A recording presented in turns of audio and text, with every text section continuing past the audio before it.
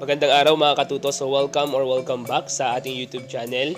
Kuya Mike nga pala ulit. So in this video, pag-uusapan natin ang ilang bagay tungkol sa research dahil hindi natin kakayanin na pag-usapan lahat ang tungkol sa research. So particularly, pag-uusapan natin dito ang Practical Research 1. So kung bago ka pa lang sa ating channel, Kuya Mike nga pala ulit, gumagawa tayo ng mga educational videos and mga tutorial and tips para nang sa ganon ay magkaroon tayo ng mga idea sa mga bagay-bagay. So this time, nagbabalak tayong gumawa ng research topics or research video series na patungkol sa Practical Research 1, especially sa mga senior high school students na nasa grade 11. Okay? So pag-uusapan natin yan in just a few moments. Kung bago ka pa lang pala sa channel natin, mag-subscribe ka na at mag-like ka na sa video na to para masubaybayan mo at may update kita sa mga video series na gagawin natin sa Practical Research 1 dito sa channel na to.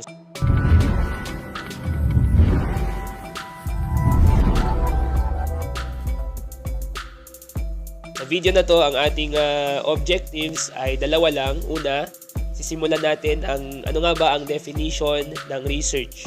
Okay? At pangalawa, ano nga ba ang importance of research in our daily lives. Ibig sabihin, bakit ba natin pinupursue yung research, bakit ba ginagawa ito, at ano ba ang importansya nito sa buhay ng bawat tao, especially sa mga nag-aaral to write their academic papers. So, dadako na tayo dun sa unang objective. Sagutin natin yung unang objective ng video na to, which is we will define the word research, okay, in general. So etymologically speaking, the word research came from re and search. Yung re, isang ibig sabihin nito ay prefix, which means again, and search is a word which means to look for. So therefore, research is to look for something, according yan kay Chapman 1979. Research is also understood as a systematic investigation or inquiry entailing collection of data, documentation of critical information, analysis, interpretation of information, according naman yan kay Williams 2007. Therefore, research can be also viewed as the formation of new knowledge and the employment of previous or existing knowledge into a new and creative way by O'Donnell 2012. So meaning to say, mga katuto, ang pinaka-basic definition ng research is creating new knowledge. So meaning to say, kapag nagkakandak ka ng research, ikaw ay humahanap ng panibagong kaalaman na idadagdag mo sa body of knowledge na existing na. Sa body of knowledge na na-produce na ng ibang mga researchers at ikaw yung gagawa nun. So yun yung definition na reach na natin yung first objective ng video na to, which is to define the research. Okay, and we are now going to discuss regarding the 5 importance of research in our daily lives. Actually, don't limit yung importance ng research sa 5 lang.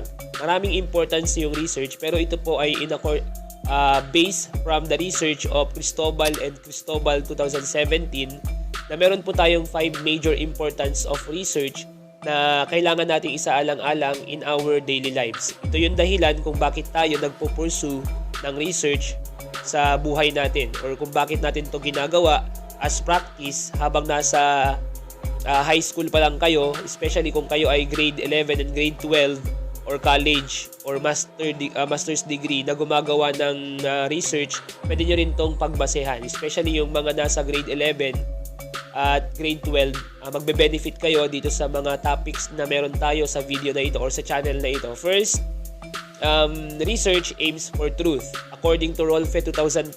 Okay?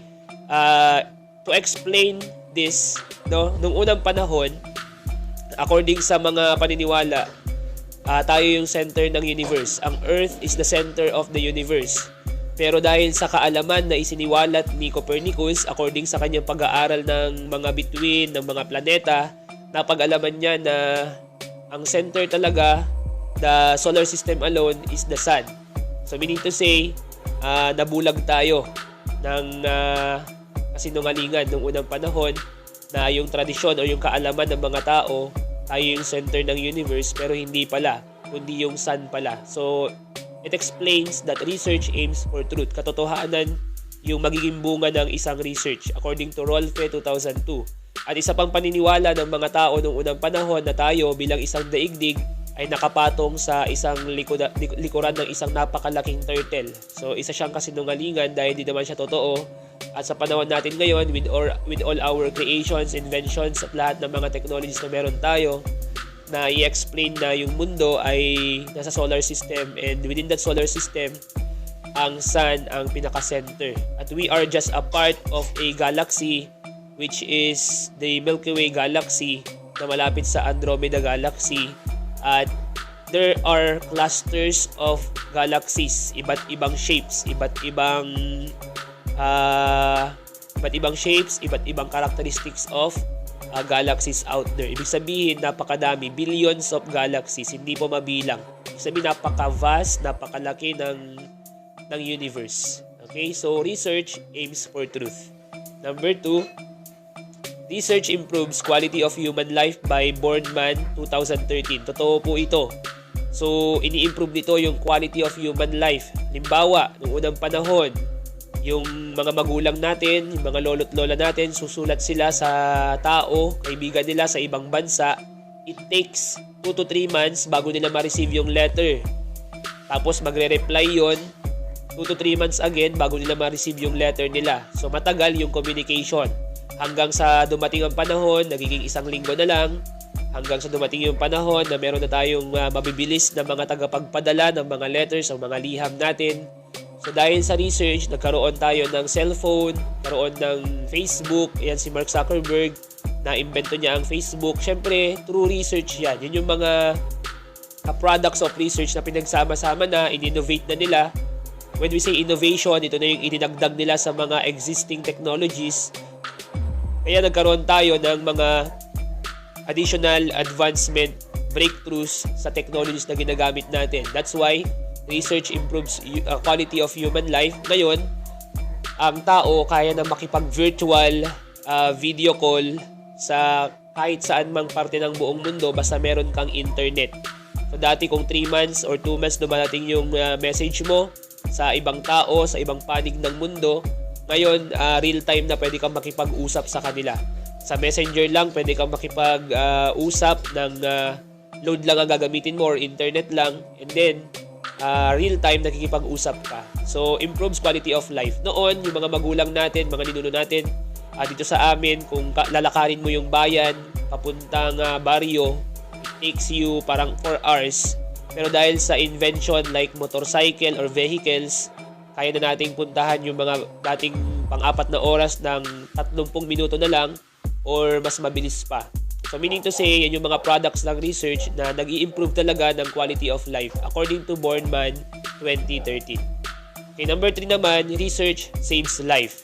So ito naman ay according to Cancer Research UK 2019. So isa pa ito sa importansya ng research, research saves life. So alam nyo ba na ang cancer hanggang ngayon wala pa siyang cure?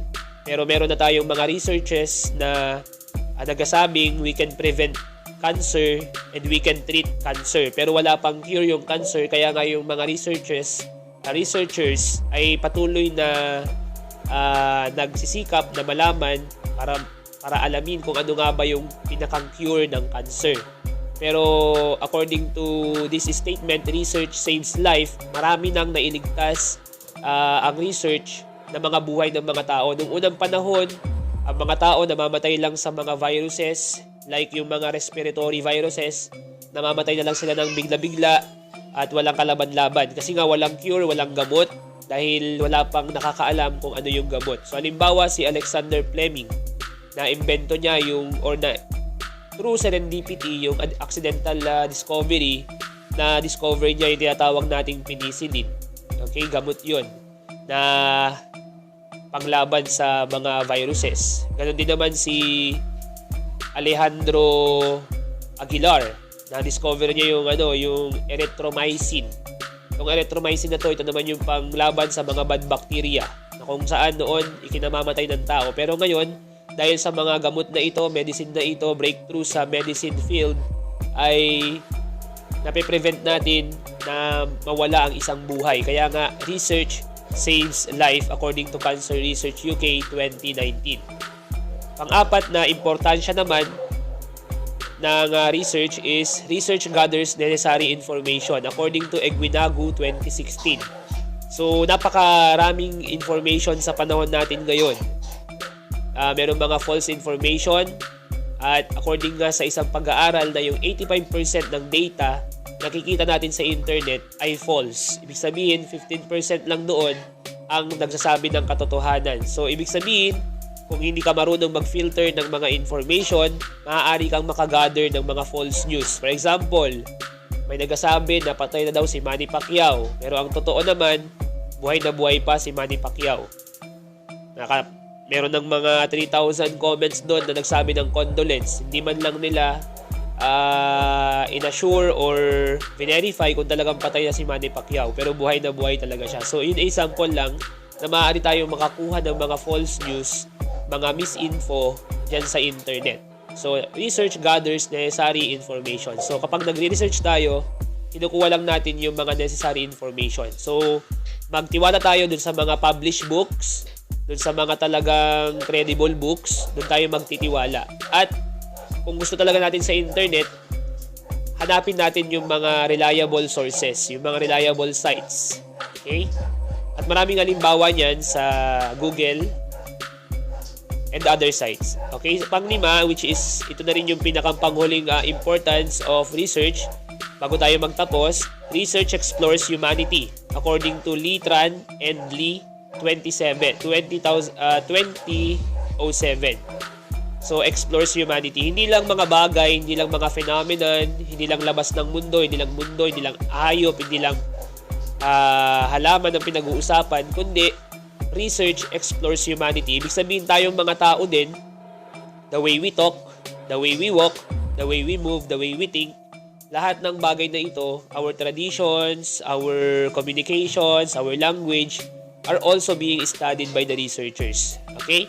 That's why research explores humanity. Ibig sabihin, halimbawa, kung meron tayong mga katutubo na naninirahan sa mga kabundukan, halimbawa yung mga Agtas, Aitas, Malays, mga ano pa bang ibang halimbawa ng mga indigenous people, pwede nating alamin yung kanilang mga gawi o mga nakagawian. Okay? Paano sila mamuhay, paano yung mga tradition nila, paano yung day-to-day living nila.